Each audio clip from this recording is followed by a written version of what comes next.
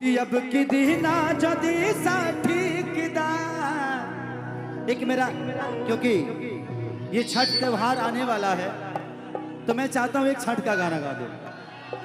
नींबू खरबूजा कि छूटी अब की दीना अरे जदी ठीकदा आ कान खोल के सुन लो ए सैया हमार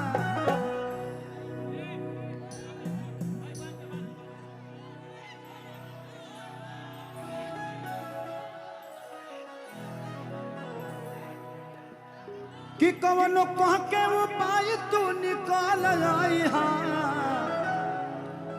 कि अब की छठिया में धकेरे ले गाड़ी बिहारी पिया चल आई हा।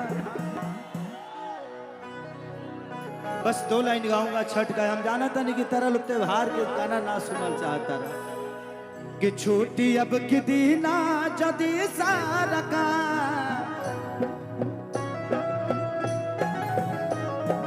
कान खोल के सुन लो ए सैया हमार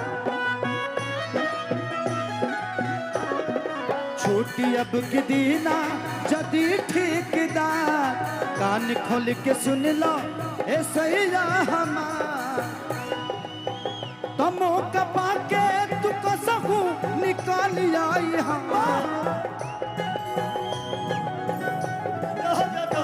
अब की छठिया में धकेरेल गाड़ी बिहारी पिया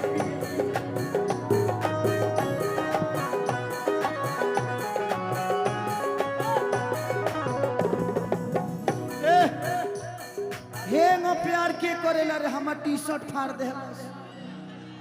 हाँ तो हेंगो प्यार होला हो मने कोले लगा लेबो तो शाहरुख खान हो जाइबो।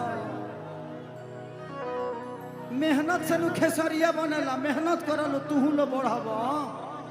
अब हमारे के धो लेला से हीरो हो जाई के हो। बाप रे बाप देह नोच देहलस रे दादा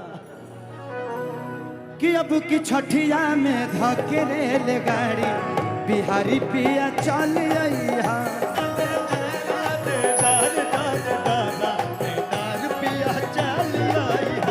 अब की छठिया में धकेरे ले गाड़ी बिहारी पिया चल आई हा पिया चल आई हा मेरा तोहफा तू कर ले काबू माफ करना हुई मुझसे भूल क्योंकि लहंगा हुआ रहा बड़ा महंगा मैं चुनरी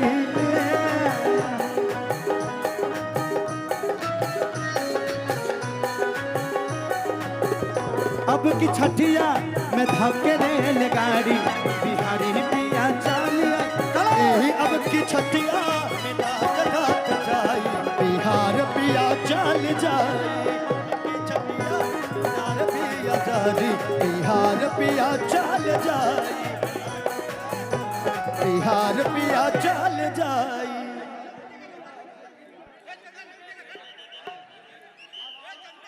अगर प्रशासन है क्या? प्रशासन कहाँ है भैया? 5